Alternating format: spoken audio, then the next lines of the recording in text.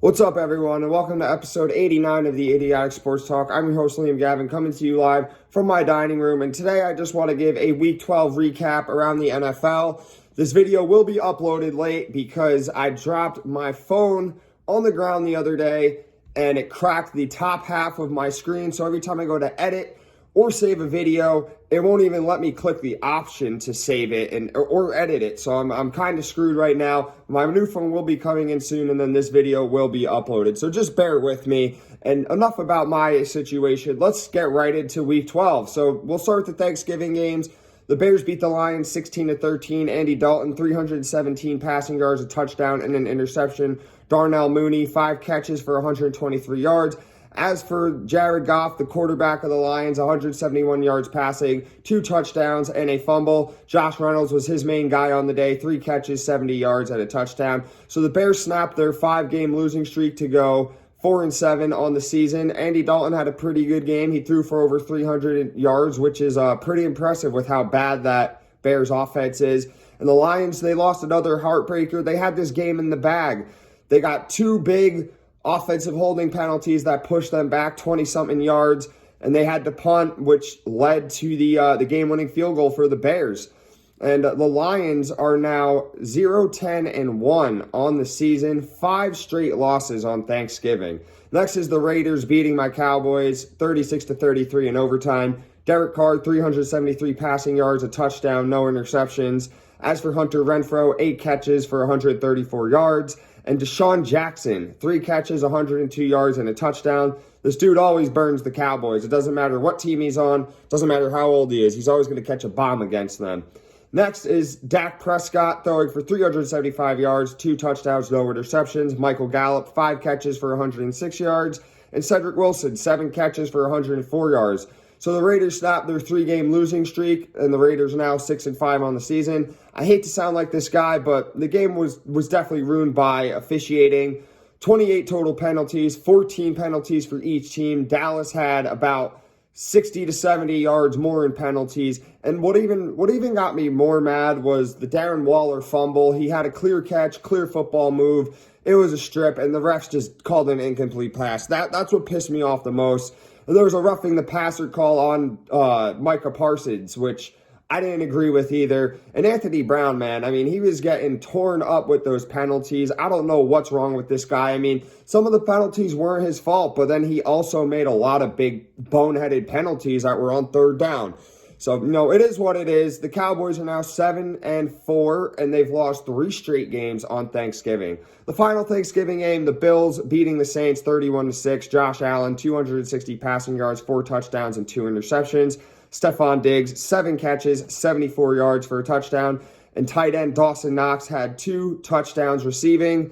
And Trevor Siemian for the Saints, 161 passing yards, a touchdown, and an interception. And Nick Vannett was the only one on the team to catch that touchdown pass. So this was complete domination by the Bills, who are now 7-4 on the season. Even after the early turnovers by Josh Allen was able to bounce back and get some scores of his own. The Saints, they struggled without Kamara or Mark Ingram on the field, and the Saints have now dropped 4 games in a row and are now 5-6 on the season. So next we move into the Sunday games. We have the Bengals crushing the Steelers 41-10. Joe Burrow, 190 passing yards, a touchdown, and an interception. Joe Mixon, 165 rushing yards and 2 touchdowns for him. And T. Higgins, 6 catches, 114 yards, and a touchdown. As for Ben Roethlisberger of the Steelers, 263 passing yards, a touchdown, 2 interceptions, and a fumble. Deontay Johnson, 9 catches for 95 yards, and Chase Claypool, 3 catches for 82 yards. So the Bengals sweep the Steelers for the first time since 2009 and are now 7-4 on the season. They absolutely obliterated the Steelers. They absolutely embarrassed them. They were shredding them in the run game with Joe Mixon. He could not be stopped. And let's tip our hats to the Bengals defense. They had 3 sacks, a forced fumble, and 2 interceptions. One of them was a pick six. And Big Ben and the Steelers, man, they're looking quite awful as they are now 5 wins, 5 losses, and 1 tie on the season. Next is the Dolphins beating the Panthers 33-10. Tua Tagovailoa, 230 passing yards, a touchdown, no interceptions. As for Myles Gaskin, the running back, 49 rushing yards along with 2 touchdowns. And Jalen Waddle, the rookie, putting up numbers. 9 catches, 137 yards, and a touchdown. Cam Newton, 92 passing yards, no touchdowns, 2 interceptions. He did have a rushing touchdown, but was benched for P.J. Walker, who threw an interception in that game. DJ Moore was the only positive offensive player that game, 4 catches for 103 yards. So the Dolphins steamrolled the Panthers, have now won 4 straight and are now 5-7 on the season. Their offense really made no mistakes to allow the Panthers offense to get the ball back. And Miami's defense had 5 sacks and 3 interceptions. Their special teams also came through with a block punt for a touchdown. And Cam Newton just looked awful out there. He only completed 5 out of 21 passes and had 2 interceptions. Just awful. And the Panthers fall to 5-7 on the season. Next is the Giants beating the Eagles 13-7. Daniel Jones, 202 passing yards, a touchdown, no interceptions. And Chris Myrak was the only player of the day to have a receiving touchdown on the Giants. As for Jalen Hurts, 129 passing yards, no touchdowns, 3 interceptions, and 77 rushing yards. And Boston Scott had 64 rushing yards for a touchdown, and he also fumbled the ball. So I never thought I'd say this, but thank you, Giants. The Giants' offense didn't really show up, but their defense did. They had 3 interceptions and a forced fumble, and Jalen Hurts just looked absolutely trash out there. I mean, the best thing he's good at is running the ball. He's a poor man's Lamar Jackson. He can't pass the ball. And Jalen Reagor, he was dropping everything out there. He dropped the game-winning touchdown. Philly moves to 5-7 as the Giants move to 4-7. Next is the Patriots beating the Titans 36-16. Mac Jones continues to impress. The rookie put up 310 yards passing, 2 touchdowns, no interceptions. As for Kendrick Bourne, 5 catches, 61 yards, and 2 touchdowns. And Jacoby Myers, 5 catches for 98 yards. Ryan Tannehill, 93 yards passing, a touchdown, and an interception. Dontrell Hilliard had 131 yards rushing, a touchdown, and a fumble. And Deontay Foreman had 109 yards rushing and a fumble. So the Patriots have now won 6 straight, and they moved to an 8-4 record. The Patriots dominated the Titans both offensively and defensively, and Mac Jones continues to do good things with Bill Belichick, with that Patriots team. And the Patriots defense, they keep stepping up too. They had 2 sacks, 2 forced fumbles, and an interception. The Titans look good at times, but they had turnovers in crucial moments. Tannehill threw an end zone interception, and you can't forget about the fumbles by Deontay Foreman and Dontrell Hilliard, which led to 10 total Patriots points. Titans are now 8-4 on the season. Next is the Falcons beating the Jaguars 21-14. Matt Ryan, 190 passing yards, a touchdown, and an interception. Cordero Patterson, 108 yards and 2 rushing touchdowns for him. As for Russell Gage, 6 catches, 62 yards, and a touchdown. Trevor Lawrence threw for 228 passing yards, a touchdown, and an interception. And James Robinson was the only offensive plus side on the day for the Jaguars. He had 86 rushing yards, but also fumbled the ball. So the Falcons get a much-needed win to go to 5-6 on the season and keep their playoff hopes alive to try to get that 7th seed in the NFC. Cordero Patterson is an absolute beast. You could line him up as a receiver. You could line him up as a running back. You could put him in a return game. No matter what, this guy's going to find a way to score. The Jags, they continue to just struggle. There's no hope for them this year as they go to 2-9 on the season. Next is the Jets beating the Texans 21-14. The rookie Zach Wilson had 145 yards passing, no touchdowns, an interception, and a rushing touchdown. He hit his rookie receiver, Elijah Moore, for 4 catches and 46 yards. As for Tyrod Taylor, he had 158 passing yards, 2 touchdowns, and an interception. Brandon Cooks was his guy on the day, 3 catches, 45 yards, and a touchdown. So the Jets are back in the win column with a 3-8 record. The Jets had 157 rushing yards. They ran the ball very well, and the Jets defense stepped up. They had 5 sacks and an interception. The Texans could not run the ball at all. They had less than 100 yards rushing on the ground. The Texans defense made some plays. They had 4 sacks and an interception, but obviously they got the loss, and they are now 2-9 on the season. Next is the Bucs beating the Colts 38-31. Tom Brady threw for 226 passing yards, a touchdown, and an interception. Leonard Fournette, 101 rushing yards, 3 touchdowns. He also had 7 catches for 31 yards and a receiving touchdown. Absolutely great game from him. Rob Gronkowski, 7 catches for 123 yards. As for Carson Wentz of the Colts, 306 passing yards, 3 touchdowns, 2 interceptions, and a fumble. Jonathan Taylor, 83 rushing yards and a touchdown. And Jack Doyle, 6 catches, 81 yards, and a touchdown. So the Bucs were down 10 points majority of the game, but they still went out there and they get the win. TD Lenny, they call him TD Lenny for a reason. Leonard Fournette, he balled out with 4 total touchdowns. He was on my fantasy team. He got me 44 points. Thank you very much, Lenny. I appreciate that. And Rob Gronk, man. Gronk looked like the Patriots Gronk out there, snagging everything that came his way, and also had 123 receiving yards. And the Bucs defense turned up later in the game. They had 3 sacks and 3 total turnovers, and they were able to slow down Jonathan Taylor. Jonathan Taylor wasn't really able to run the ball like he's been doing this past season.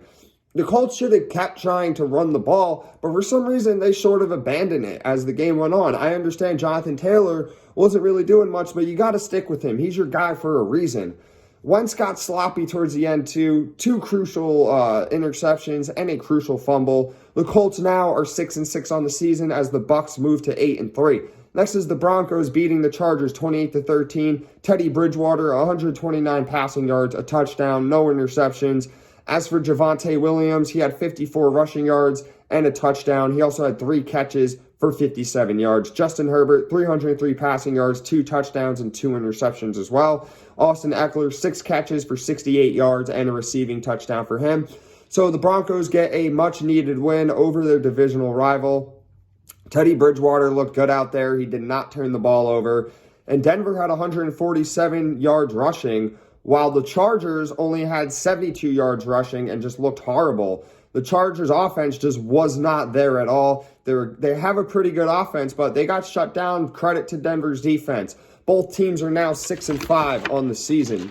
Next is the Niners beating the Vikings 34-26. Jimmy G, 230 passing yards, a touchdown and an interception. The rookie Eli Mitchell, 133 rushing yards and a touchdown. As for Deebo Samuel, he can do it all. You put him at wide receiver, you put him at running back, it don't matter. He had 66 rushing yards for 2 touchdowns. And Captain Kirk Cousins, he threw for 238 passing yards, 2 touchdowns, and an interception. Adam Thielen had 5 catches, 62 yards for 2 touchdowns on the day. The Niners get a big win to go 6-5 on the season and are now on a 3-game win streak. The Niners had 208 rushing yards compared to the Vikings' 67 rushing yards. The Vikings, they lose another game by 1 possession and are now 5-6 on the season. Next is the Packers beating the Rams 36-28. Aaron Rodgers, 307 passing yards, 2 touchdowns, no interceptions, and a rushing touchdown. Davante Adams, 8 catches for 104 yards. And Randall Cobb, 4 catches, 95 yards, and a touchdown. As for Matt Stafford, he threw for 302 passing yards, 3 touchdowns, an interception, and a fumble. As for Cooper Kupp, he had 7 catches for 96 yards. Van Jefferson, 3 catches, 93 yards, and a touchdown. And Odell Beckham Jr. making his presence finally known on the Rams, 5 catches for 81 yards and a touchdown. The Packers were able to coast through the Rams to a 9-3 record. Aaron Rodgers played exceptionally well. He did not turn the ball over and had 3 total touchdowns on the day.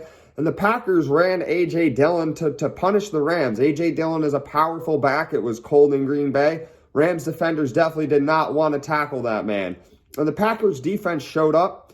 They had 2 sacks, a forced fumble, and a pick 6. The Rams continue to struggle. They have now lost 3 straight, and they couldn't establish the run game whatsoever. And there was a costly punt return fumble that led to a Packers touchdown. The Rams are now 7-4 on the season. Next is the Ravens beating the Browns 16-10. Lamar Jackson, 165 yards passing, a touchdown, and 4 interceptions. As for Mark Andrews, 4 catches, 65 yards, and a touchdown.